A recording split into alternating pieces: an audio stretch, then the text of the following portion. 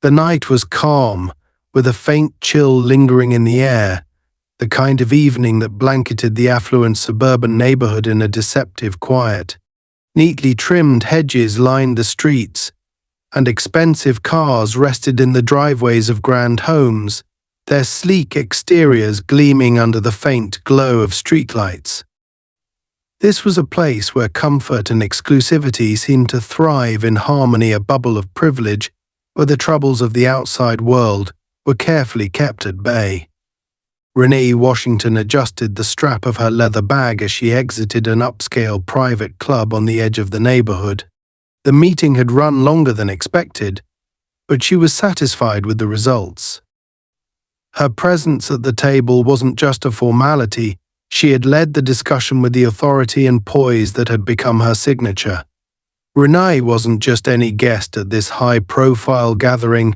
She was a well-respected civil rights attorney with a reputation for being both tenacious and deeply strategic. Her work often drew attention, not all of it positive, but she carried herself with quiet confidence, undeterred by scrutiny. As she stepped onto the cobblestone walkway, she instinctively adjusted her red MAGA cap. It was a deliberate choice, one she wore not as a declaration of blind allegiance, but as a statement of complexity. For Renee, the cap symbolized her independence of thought, her willingness to bridge the divides that so many preferred to keep. She knew it would draw stares, perhaps even whispers of disdain, but she embraced it. It was a symbol of her unique place in the political and social spectrum, a black woman navigating spaces where her presence was often unexpected, sometimes unwelcome. Her polished heels clicked against the pavement as she crossed the quiet street toward the parking lot. She was headed to her black sedan, parked near a tall row of hedges that provided a measure of privacy from the surrounding homes. The night's calm allowed her mind to wander, replaying parts of the conversation she'd just had. She carried a slim folder tucked under her arm, confidential documents outlining upcoming legal strategies. Each piece of paper represented weeks of effort, late nights, and the weight of knowing the cases she fought often had broader implications than just a single verdict. What she didn't notice, however, was the faint hum of a police cruiser a few blocks away. Officer Derek Mills had been patrolling the area on a routine shift. The neighborhood was one he both envied and despised, its pristine streets and polished appearances a sharp contrast to the chaos he often encountered in other parts of the city. For Derek, nights like this were an exercise in monotony.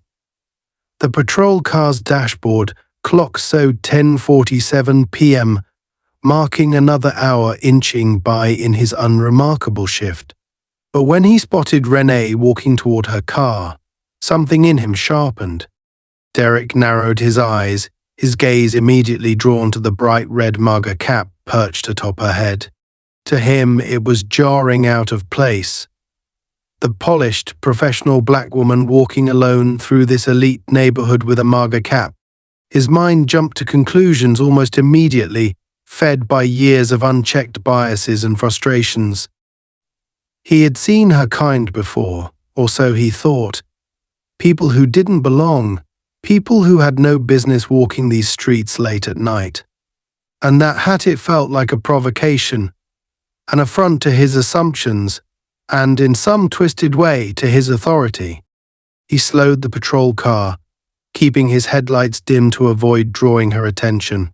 From his vantage point, he noted how she carried herself upright, calm, purposeful. But instead of seeing her confidence for what it was, he misinterpreted it as arrogance, a subtle challenge to his presence. His fingers drummed on the steering wheel as he debated his next move. There was no crime being committed, no call from dispatch to justify his interest.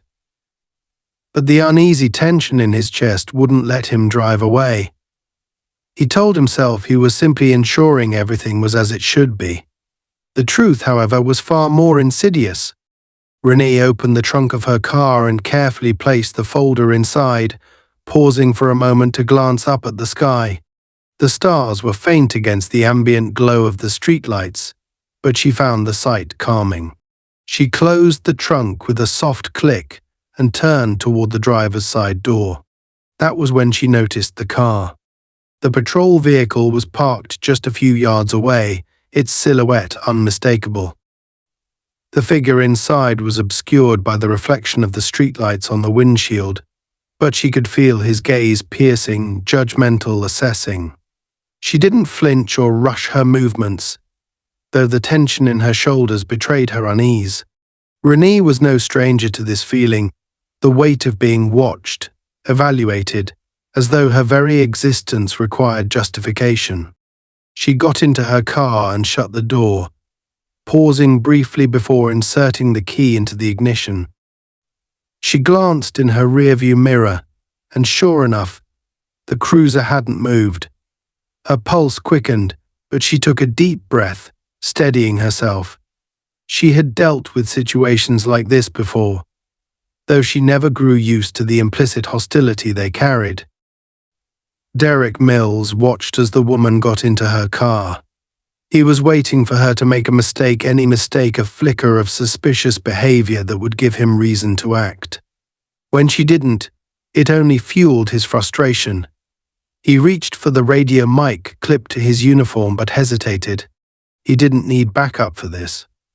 He told himself it was just a routine check, nothing more. Yet he knew, deep down, that his motivations were far from neutral. He flipped on his lights.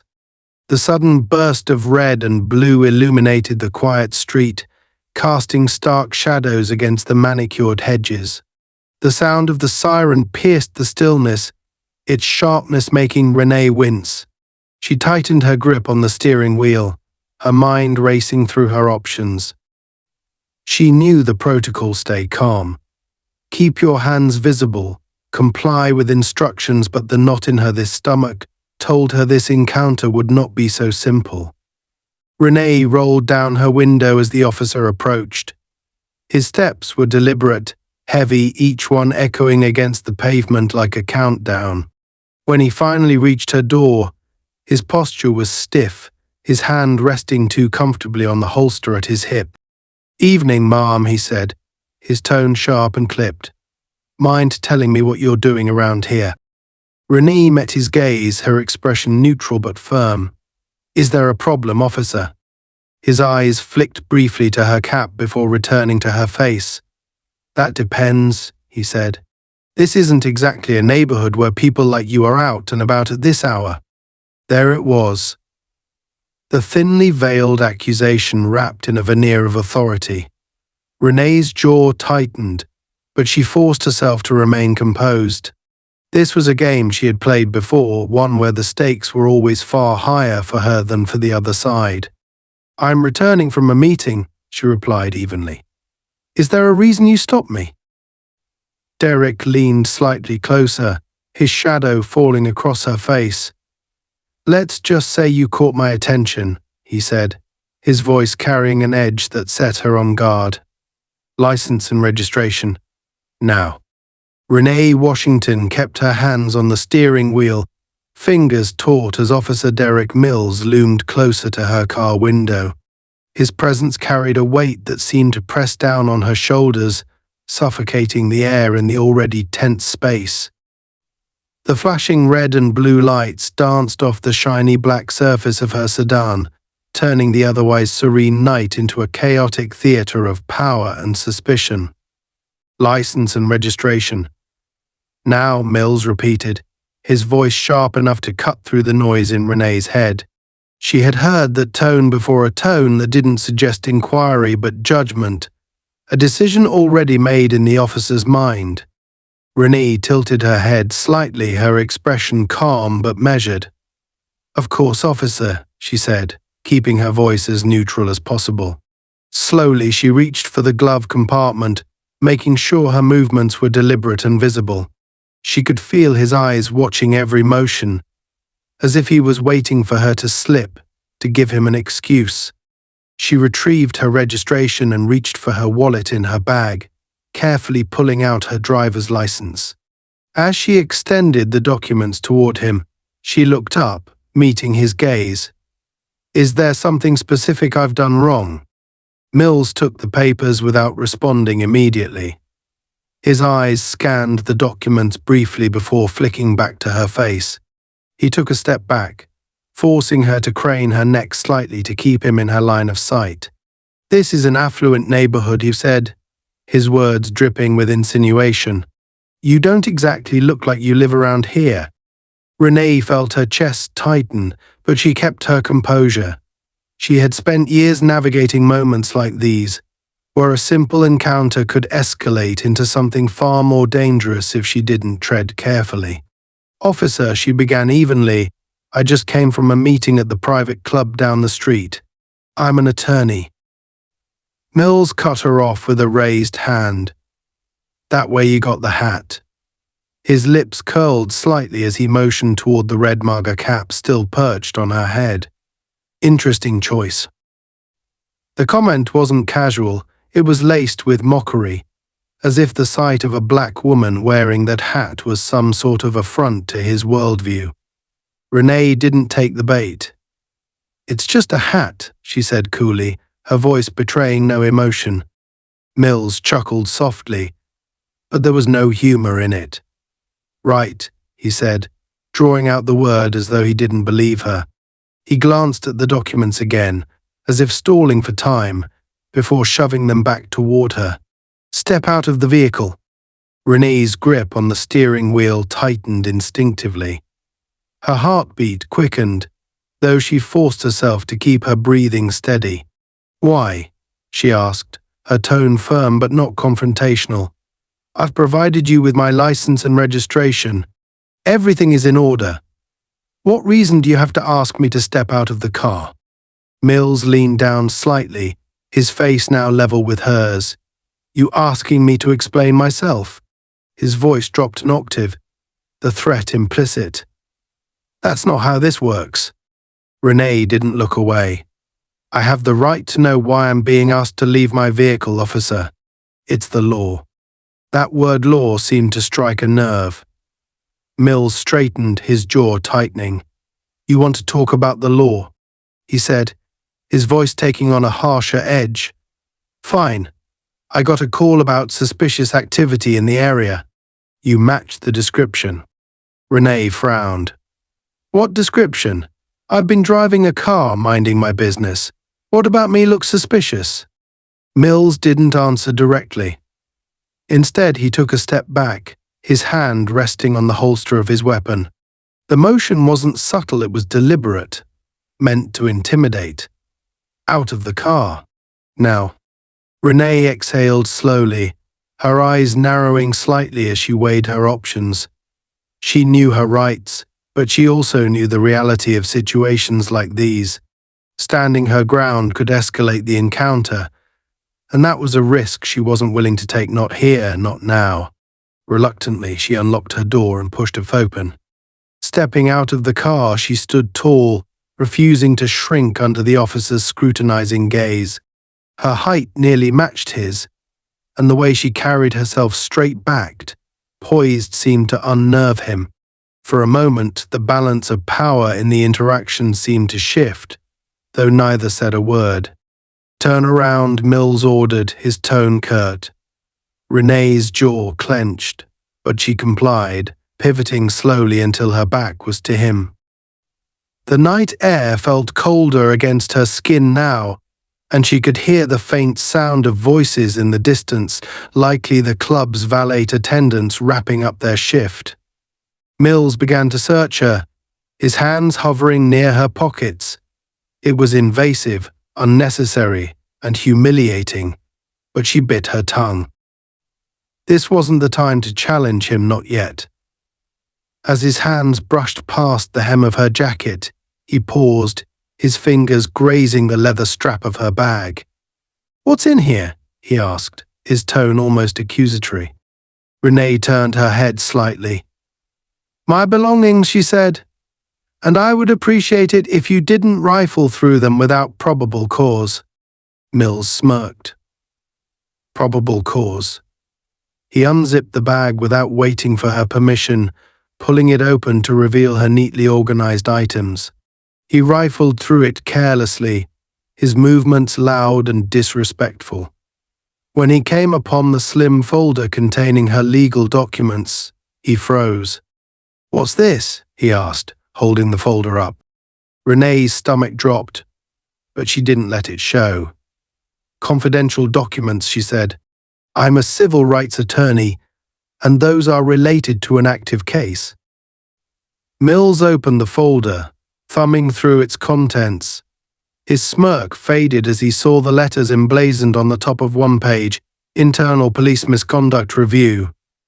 His eyes flicked back to her, a flicker of uncertainty crossing his face before it was quickly masked with anger. "What the hell is this?" he demanded. Renee met his glare head-on. "My job," she said simply. The tension between them thickened, the weight of his discovery hanging in the air. Mill's hand tightened around the folder, and for a moment it seemed as though he might say something, anything, but instead, he shoved the folder back into her bag.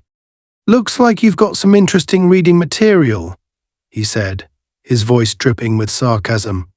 "Let's see what else we find." Before Renee could protest, he turned toward her car. "Pop the trunk," he barked. Renee stared at him, her lips pressing into a thin line. "No," she said, her voice firm. "You don't have the right to search my vehicle without a warrant." Mills rounded on her, stepping closer than necessary. "I said pop the trunk," he growled, "or I will have this car impounded, and will tear it apart at the station." The threat hung in the air, and for the first time, Renee felt a crack in her calm exterior. She had been in tense situations before, but this was different. This wasn't just a confrontation, it was a violation. And the man in front of her, with his hand hovering near his gun and his eyes alight with misplaced authority, seemed ready to escalate it even further. Renee Washington felt her composure slipping, though she kept her expression neutral. The air between her and Officer Derek Mills was electric with tension, his demand to open the trunk hanging in the silence. Her mind raced through her options. She could comply and allow him to trample her rights further, or she could stand her ground, knowing full well how dangerous that might be. The flashing lights of his patrol car reflected in her side mirror, casting her reflection in sharp red and blue contrasts, a stark reminder of the line she was walking. "I'm going to ask you one more time," Mills growled, stepping closer to her. The metallic gleam of his hand resting on his gun was deliberate, calculated to intimidate. "Pop the trunk." Renee turned her head to meet his gaze, her voice unwavering. "No, officer, you have no warrant, and you've provided no legal justification for this search. You're overstepping." Mill's nostrils flared, his jaw tightening as her refusal hit him like a slap. He wasn't used to people like her pushing back, especially not in this neighborhood. Especially not someone who looked like her. His grip on his holster tightened. For a moment, Renee wondered if he might actually draw it. Instead, he leaned in closer, his breath hot and sharp as he spoke. "Lady, you think you're smarter than me. You think you know how this works." His voice was low and venomous. "Out here, you do what I say, or I make your life a living hell. Got it?" Renee straightened her shoulders, refusing to cower. "I understand the law, officer," she said, her words measured and deliberate. "And I know you're violating it." Mills stepped back, his face darkening. He turned abruptly, pacing in tight circles, his frustration palpable. He glanced at her car, then at her again, his mind clearly working through his next move. The silence stretched, heavy and suffocating, before he finally spun back toward her. "All right," he said, his voice dripping with forced calm.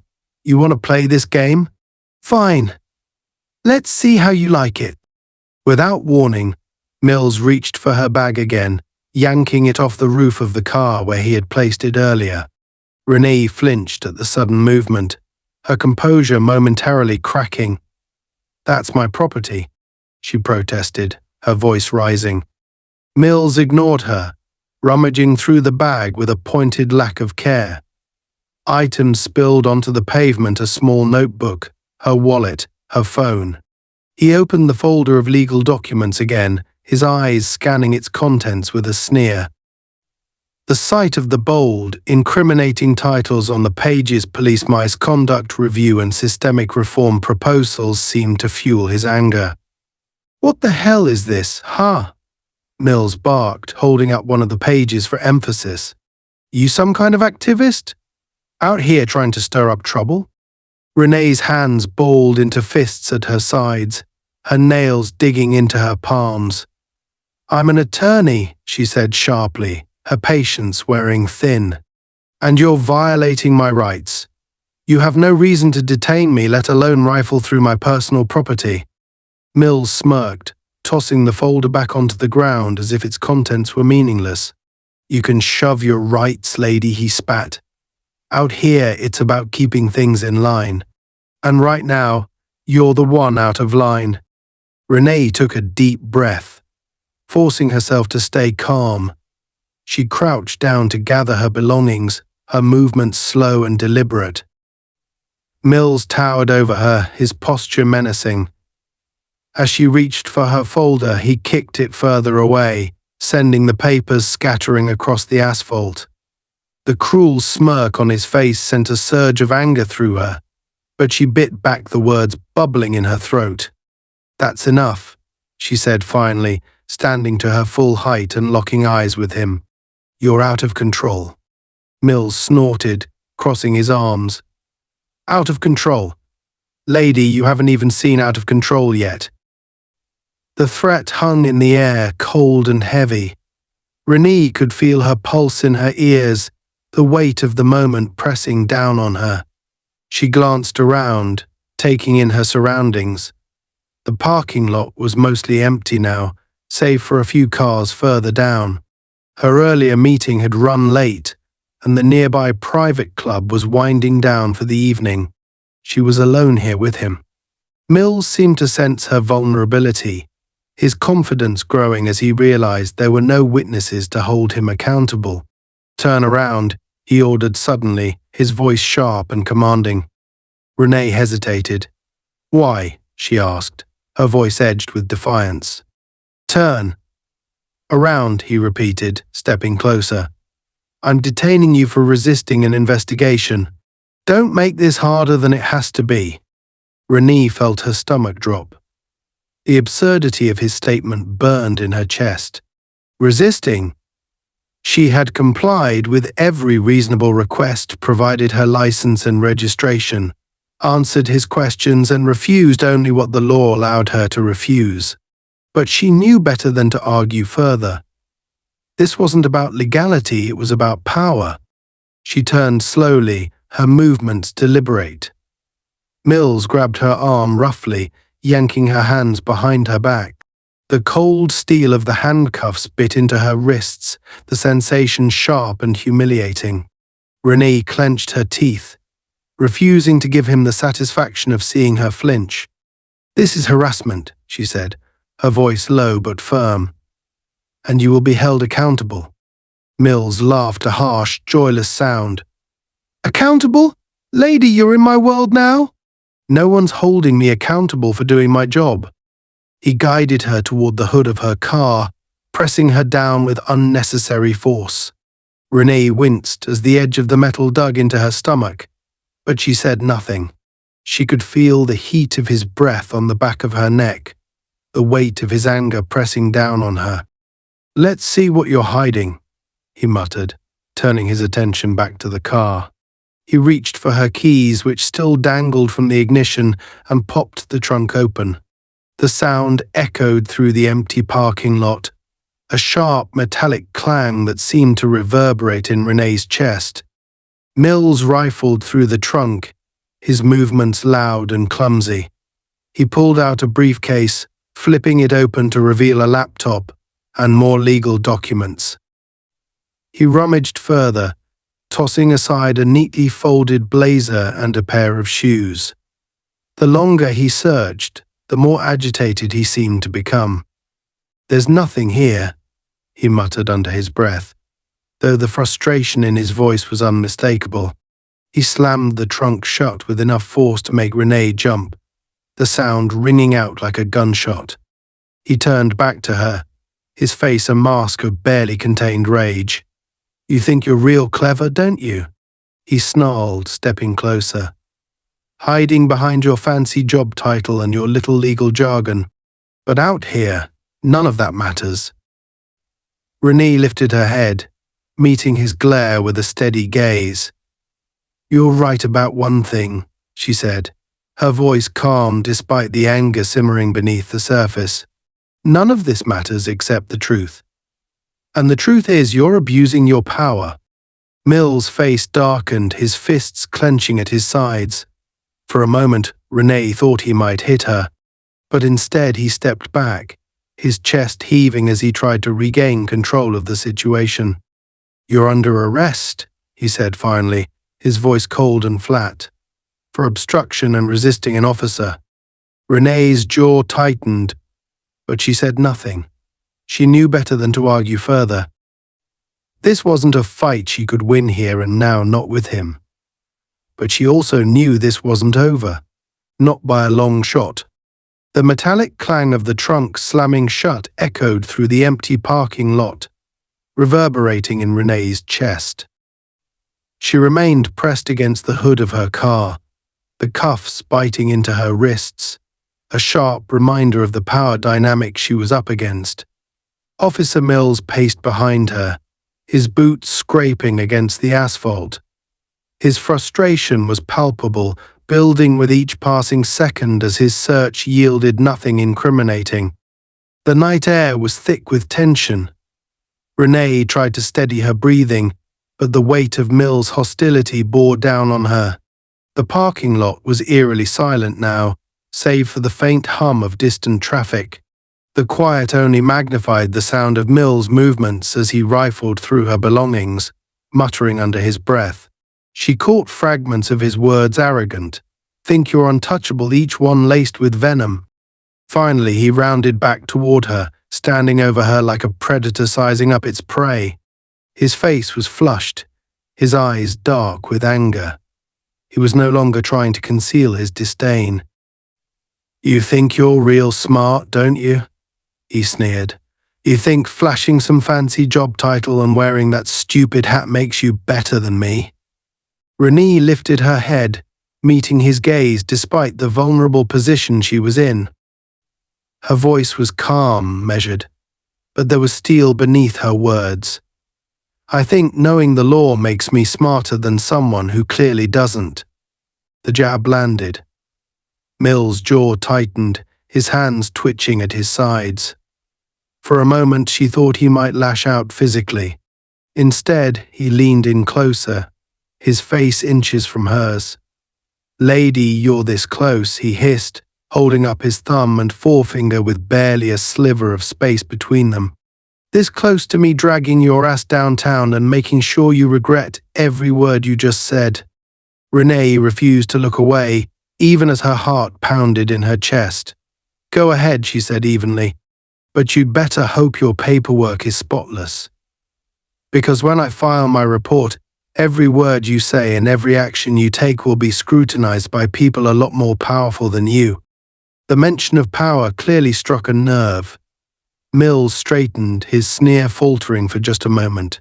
But his ego wouldn't allow him to back down. "You think you're untouchable," he spat. "That you can just walk into my neighborhood, act like you own the place, and walk away without consequences."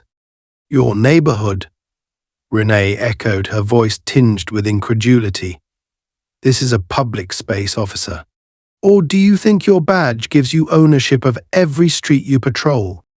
Mills opened his mouth to retort, but before he could, the sound of approaching footsteps interrupted him. Both turned their heads toward the source, a pair of sharply dressed men hurrying across the parking lot. Renee recognized them immediately, her colleagues from the meeting earlier. Their presence was both a relief and a new source of tension. She knew Mills wouldn't take kindly to being watched.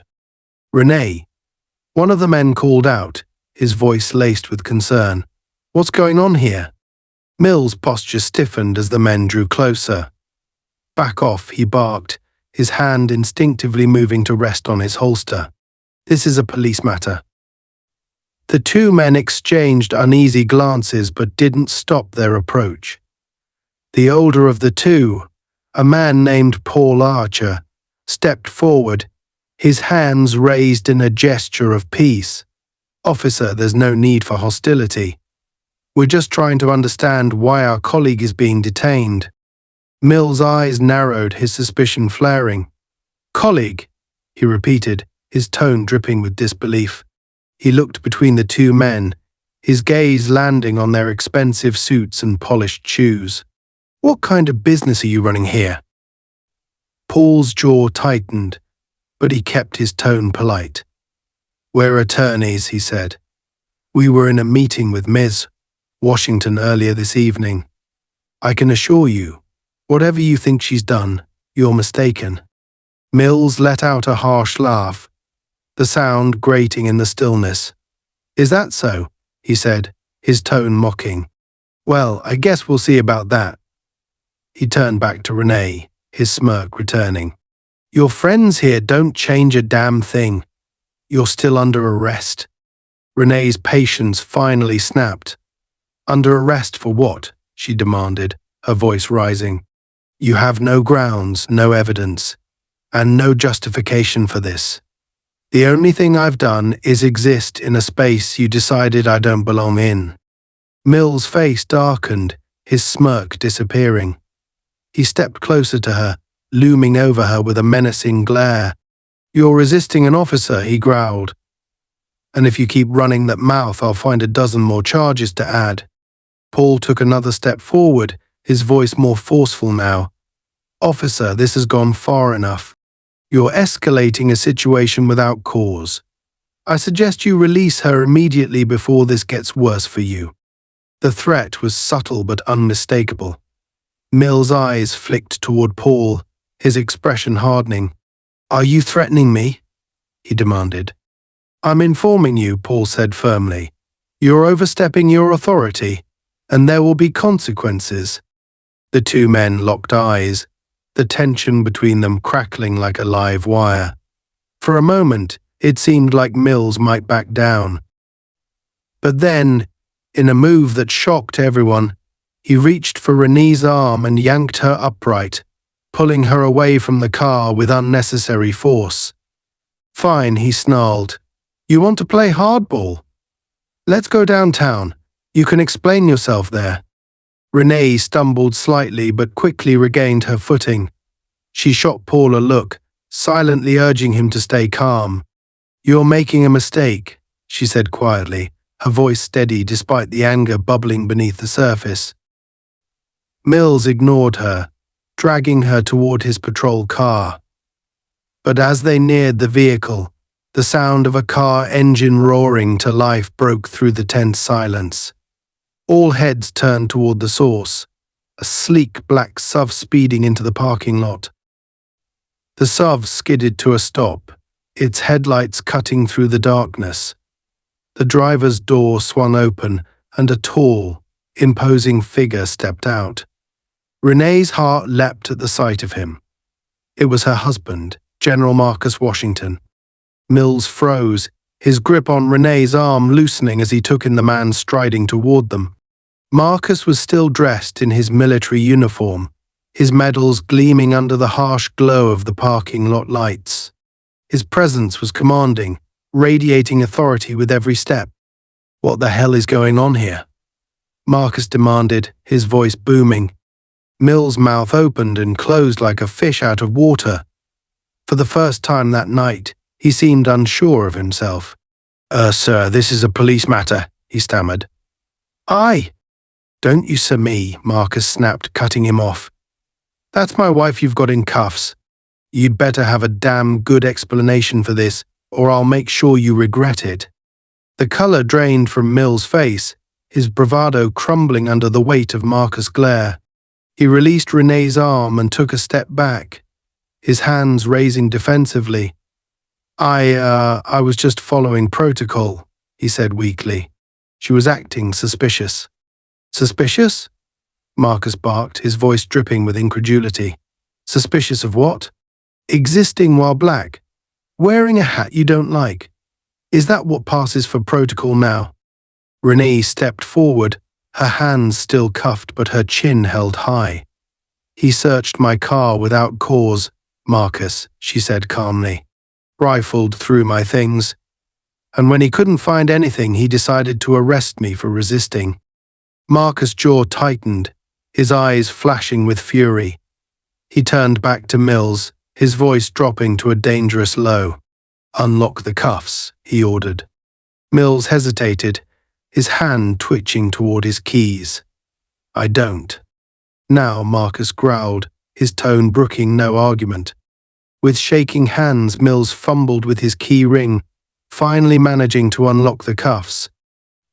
Renee rubbed her wrists, her eyes never leaving Mills' face. The tables had turned, and for the first time that night she felt the weight lifting from her chest. This isn't over, Marcus said, his voice like steel. Not by a long shot. The tension in the parking lot was palpable, each second stretching into an eternity. Officer Derek Mills stood frozen, the keys still trembling in his hand after unlocking Renee's handcuffs. The presence of General Marcus Washington had disrupted the fragile balance of power Mills had maintained. But rather than backing down, a flicker of resentment ignited in his eyes. His pride, wounded and battered by the sudden turn of events, demanded retaliation. Renee stepped away from Mills, her wrists sore but her composure intact. She massaged the tender skin where the handcuffs had bitten, her gaze never leaving Mills. Despite her calm exterior, the adrenaline coursing through her veins left her chest tight and her mind alert. She knew this wasn't over. Mills' demeanor made it clear he wasn't going to walk away without trying to salvage his bruised ego. Marcus took a step forward, placing himself between Renee and Mills. His imposing stature seemed to fill the space, a silent warning that Mills would have to go through him to lay another hand on her. You had no right to treat her this way, Marcus said, his voice a low rumble that carried authority. Do you even realize who you're dealing with? Mills bristled at the remark, his defensiveness sharpening into hostility. I don't care who she is, he snapped. She was acting suspicious, and I had every right to detain her. Suspicious? Marcus' tone was incredulous, his eyebrows raising as he folded his arms across his chest. Walking to her car in a parking lot after a meeting is suspicious to you? Or is it the color of her skin that sets off your so-called instincts? Mills' face turned a deep shade of red, his jaw clenching as the accusation landed. Don't lecture me about my job, he growled. I followed protocol. You followed your biases, Marcus shot back. And now you're scrambling to justify your abuse of authority. The two men squared off, the tension between them crackling like a live wire. Renee, sensing the situation escalating dangerously, stepped forward, placing a hand on Marcus' arm. Marcus, she said softly, her voice steady. He's not worth it. But Marcus wasn't ready to let it go. His eyes remained locked on Mills, the fire of righteous anger burning in his gaze. Men like him think they're untouchable, he said, loud enough for Mills to hear. They hide behind their badges and prey on the people they're supposed to protect. It's time someone held them accountable. Mills took a step closer, his hand hovering near his belt. You want to talk about accountability? He spat.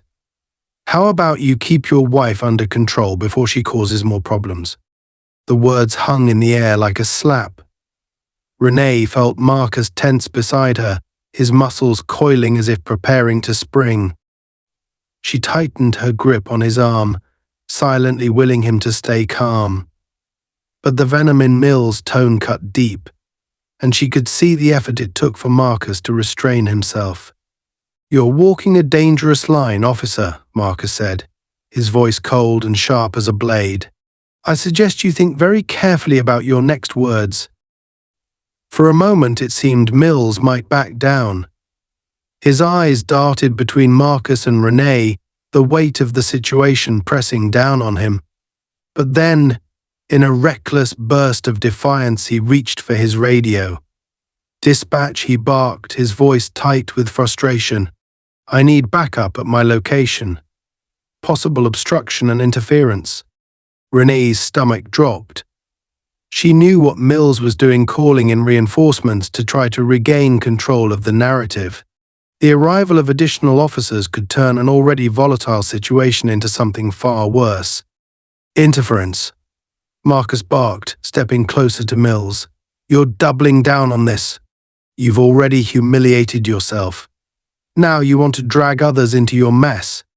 Mills ignored him, his hand gripping the radio tightly as he waited for a response. "Unit 14, a voice crackled back. "Backup en route." Renee felt her pulse quicken. This wasn't just about Mills anymore. It was about the system he represented, a system that could mobilize against her and Marcus with devastating consequences. She knew they had to act quickly before the situation spiraled out of control. "Marcus," she said quietly, her voice urgent, "we need to de-escalate this." But Marcus shook his head, his eyes never leaving Mills. "No," he said firmly. "This ends here." Before Renee could respond, the distant wail of sirens pierced the air, growing louder with each passing second. The flashing lights of approaching patrol cars lit up the parking lot, casting long, flickering shadows. Mills straightened, a smug expression creeping onto his face as his reinforcements arrived. 2 squad cars skidded to a stop nearby, and 4 officers stepped out, their hands resting on their belts as they surveyed the scene. Mills waved them over, his confidence returning as he took charge. "Glad you're here," he said, gesturing toward Marcus and Renee. "We've got a situation." One of the officers, a middle-aged man with graying hair and a no-nonsense demeanor, approached cautiously, his badge read Sergeant Parker. He glanced at Mills, then at Marcus and Renee, his brow furrowing as he took in the scene. "What kind of situation?" he asked, his tone wary. Mills launched into a hurried explanation, painting himself as the victim of interference and obstruction. He conveniently left out the part where he had violated Renee's rights and escalated the encounter without cause. But Parker wasn't buying it. His eyes flicked to Renee, and then to Marcus, recognition flickering across his face.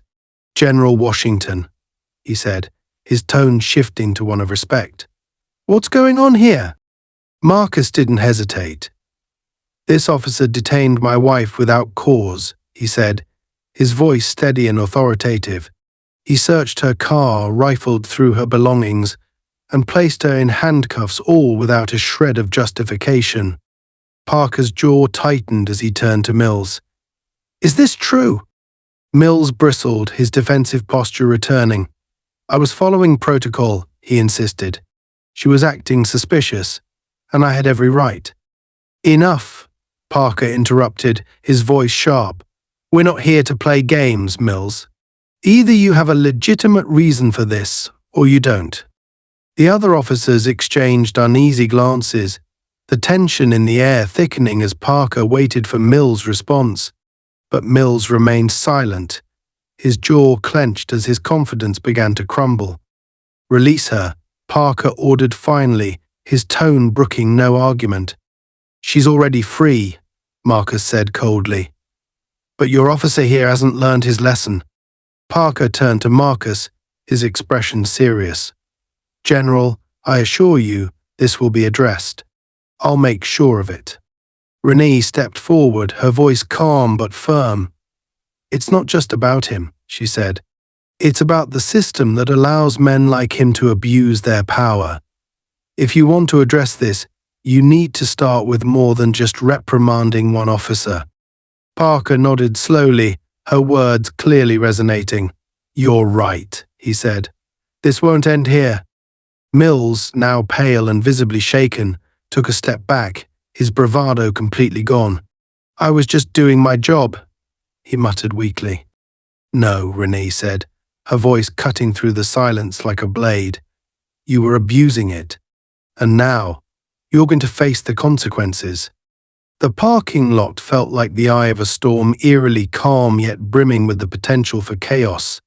Officer Derek Mills stood rigid, his earlier confidence unraveling as the weight of his actions began to dawn on him. Around him, the newly arrived officers exchanged uncertain glances, their postures uneasy. Sergeant Parker, the highest-ranking officer present, had taken control, but the situation was far from resolved. The air crackled with tension, a volatile mix of pride, power, and the simmering anger of those who had been wronged. Renee stepped closer to Marcus, her calm exterior masking the storm of emotions swirling within her. She had spent years fighting battles in courtrooms, but this was different. This was raw, immediate, and personal. She could see the anger still burning in Marcus' eyes, his protective instincts warring with his military discipline. He was used to commanding respect, not pleading for it. Sergeant Parker looked from Renee to Marcus, then back to Mills. His expression was stern, his voice level but sharp as he addressed Mills. "Officer Mills," he said, "I've heard enough to know this situation is out of hand. You've overstepped your authority, and it's time to stand down." Mills' jaw clenched, his fists tightening at his sides. "With all due respect, Sergeant," he began, his voice taut with frustration. "I was just doing my job." You call this doing your job?" Parker interrupted, his voice rising slightly. He gestured toward Renee, his tone laced with incredulity. "Detaining an innocent woman without cause, conducting an illegal search, handcuffing her in front of witnesses. That's not doing your job, that's misconduct." Renee stepped forward, her voice calm but commanding. "Sergeant Parker," she said, addressing him directly, "this isn't just about misconduct. It's about accountability. If you let him walk away from this without consequences, you're not just failing me, you're failing everyone he's supposed to serve." Her words hung in the air, a challenge that Parker couldn't ignore. He nodded, his expression grave. "You're right, ma'am. There will be consequences." Mills, however, wasn't ready to back down. His face twisted with anger, his voice rising as he turned to Parker. "What about me? I was out here doing my job, and now you're throwing me under the bus because these people—" "Enough." Marcus' voice boomed, cutting through Mills' tirade.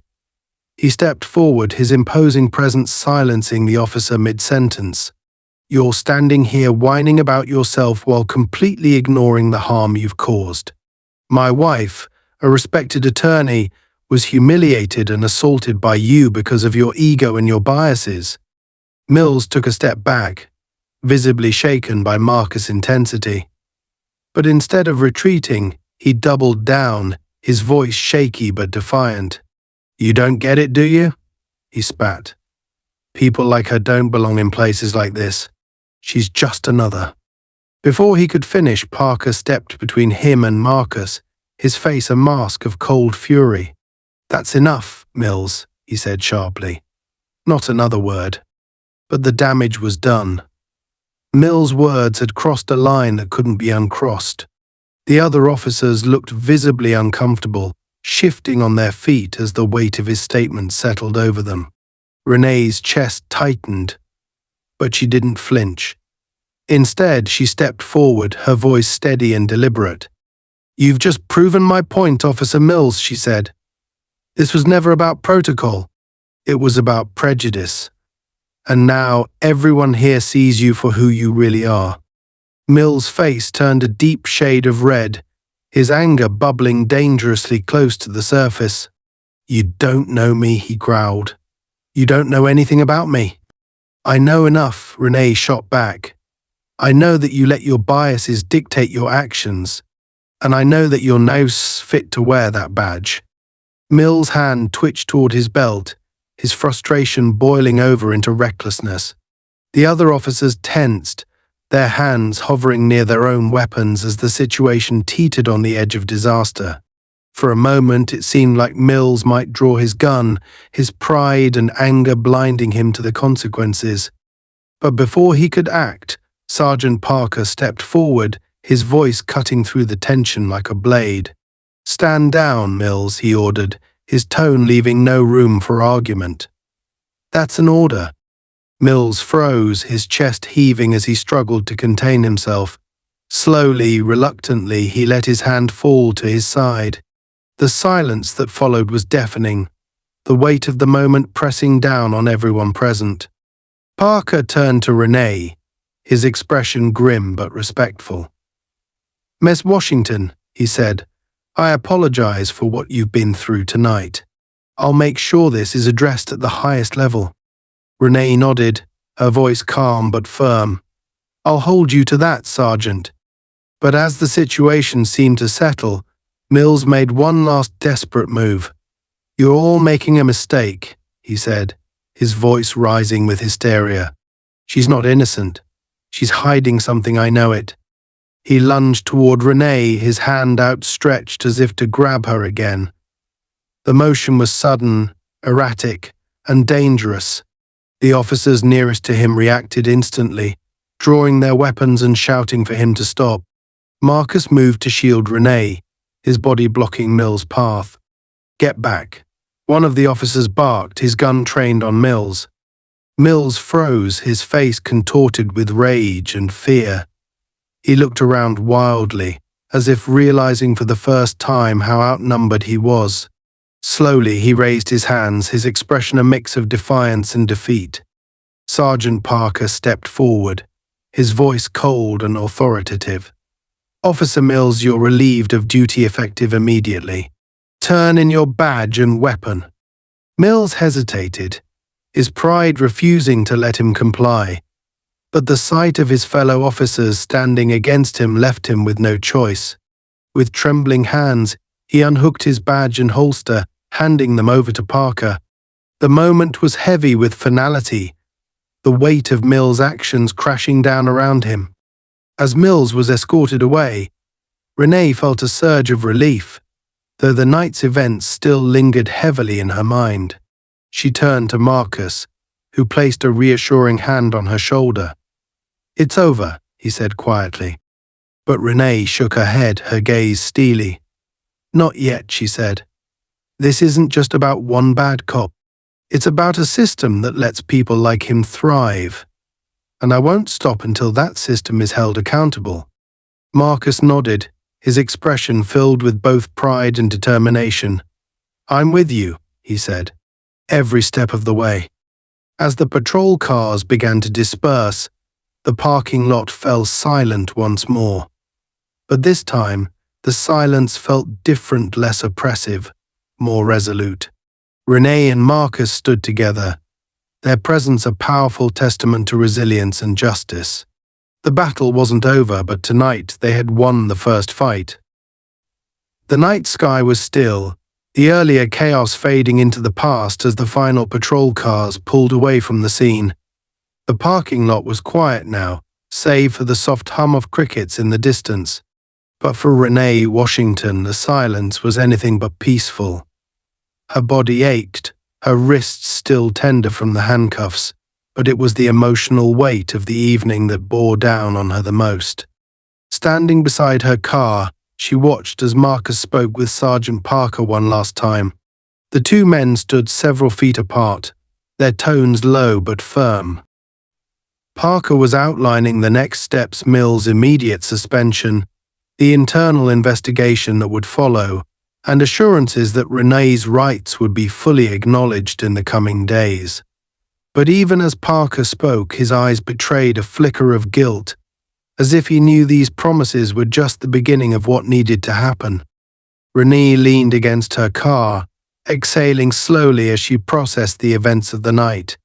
The red MAGA cap sat in her hands now, its once crisp edges slightly crumpled from the scuffle. She studied it, running her fingers over the stitching as memories of her father flooded her mind. He had always told her to be bold, to embrace symbols that sparked dialogue, even if it made her a target. The world isn't changed by silence, he had once said. It's changed by those brave enough to stand up and demand better. She looked up as Marcus approached, his expression a mix of concern and determination. "You okay?" he asked, his voice softer now that the adrenaline had faded. Renee nodded, though the tension in her shoulders hadn't fully eased. "I will be," she said. "But this can't just end here." Marcus placed a hand on her arm, his grip steady and reassuring. "It won't," he said. "We're going to make sure of that."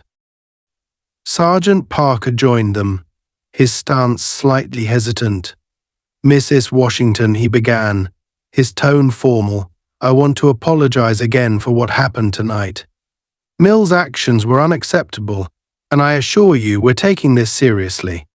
Renee met his gaze, her expression calm but resolute. "Sergeant, I appreciate your apology," she said. "But this isn't just about one officer. It's about a system that allows people like him to act with impunity. If you're serious about change, it has to go deeper than disciplinary action." Parker nodded, his shoulders sagging slightly under the weight of her words. "You're right," he said, "and I'll do everything in my power to make sure this incident leads to real accountability." "We'll hold you to that," Marcus said, his tone firm. "Because if you don't, I'll take this all the way up the chain. Believe me, I have the connections to make that happen." Parker's jaw tightened, but he didn't argue. "Understood," he said simply. "I'll be in touch." As Parker walked back to his patrol car, Marcus turned back to Renee. "What now?" he asked, his voice low. Renee looked down at the cap in her hands, her thoughts churning. "We go home," she said finally. "But tomorrow we start building a case." The morning after. The next day dawned with a crispness in the air, the sunlight streaming through the large windows of Renee and Marcus' home. The quiet hum of the coffee machine filled the kitchen as Renee sat at the dining table, her laptop open in front of her. The events of the previous night still loomed large in her mind, but the fire in her chest had only grown stronger. She wasn't just thinking about Mills anymore, she was thinking about all the people who had faced the same abuse and didn't have the resources to fight back. Marcus entered the room, carrying 2 steaming mugs of coffee. He placed one in front of Renee and sat across from her, watching as her fingers flew across the keyboard. "Already at it?" he asked with a small smile. "I couldn't sleep," Renee admitted. "Every time I closed my eyes, I thought about how many other people have been in that situation without someone to step in, without the connections to fight back." Marcus nodded, his expression serious. "That's why we're doing this," he said. "Not just for us, but for them." Renee paused, glancing up at him. "I'm drafting a formal complaint," she said. "Not just against Mills, but against the department. It's time to demand transparency, body camera footage, internal reviews, retraining protocols. They can't keep sweeping this under the rug." Marcus leaned back in his chair, crossing his arms as he studied her. "And after that?" Renee's lips curved into a small, determined smile. "After that, we go public. This story needs to be told. The reckoning." Over the next several days, Renee's complaint gained traction. News outlets picked up the story, though she was careful to control the narrative. It wasn't about vilifying every officer, it was about exposing the systemic flaws that allowed abuse to persist. With Marcus by her side, she conducted interviews, spoke at forums, and met with community leaders to build momentum for reform. Sergeant Parker reached out several times, providing updates on Mill's status. The officer had been formally suspended, and an internal investigation was underway. But Renee wasn't satisfied with internal action alone. She wanted policy changes, mandatory bias training, increased oversight, and independent reviews of misconduct cases. In one particularly tense meeting with city officials, Renee stood before a panel of lawmakers, her voice unwavering as she outlined her demands. "This isn't just about one bad apple," she said, her gaze sweeping the room. "This is about a culture that tolerates and even enables abuse. If you're serious about protecting this community, then you need to start by holding your officers accountable." Her words were met with a mix of applause and resistance, but she didn't back down. She knew change wouldn't come easily, but she was prepared to fight for it. Personal closure. Back at home one evening, Renee sat in her study, the red MAGA cap resting on her desk. She stared at it for a long moment, the memories of her father's lessons washing over her once more.